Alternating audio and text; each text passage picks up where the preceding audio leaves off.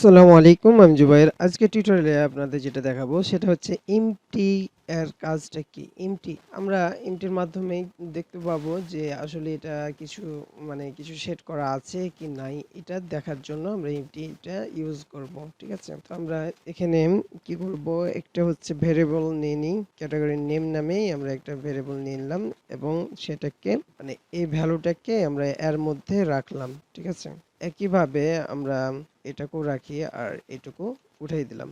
তার মানে হচ্ছে এই ভ্যালুটুকু এর মধ্যে আছে এবং এর ভ্যালুটুকু এর মধ্যে আছে। তো আমরা এটাকে চেক করব যে আসলে এর মধ্যে কোনো ভ্যালু আছে কি নাই, সেটা চেক করার জন্য আর আমরা যেটা ব্যবহার করব সেটা হচ্ছে এমটি। তো এটা ইফের মধ্যে আমরা যদি ব্যবহার করি এরকম ভাবে যে এমটি ক্যাটাগরি নেম যদি করি, তার মানে হচ্ছে কি এইটুকুর মধ্যে কোনো কিছু আছে কিনা সেটা দেখব। এর মধ্যে কিছু যদি না থাকে তাহলে এর মধ্যে মেসেজ দেখাবে। কালার আমরা যদি রেড দিয়ে দিলাম এবং আর এর মধ্যে আমরা যদি ইকো দিয়ে দিই, ইকোর মধ্যে যদি বলে দিই যে ক্যাটাগরি নেম এমটি,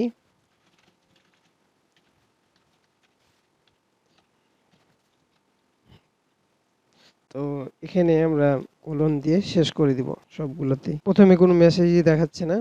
যদি আমরা এখানে ক্লিক দিই তাহলে দেখবে যে category name not be empty. আর এটাতে যদি কোনো কিছু লেখা থাকে তারপরে দিলে পরে কোনো মেসেজ দেখাবে না, তার মানে এটা চেক হচ্ছে। ঠিক আছে, তো এই জিনিসটা চেক করার জন্য যে ফিল্ডের মধ্যে কোনো কিছু আছে কি না সেটা চেক করার জন্য আমরা এটা ইউজ করব।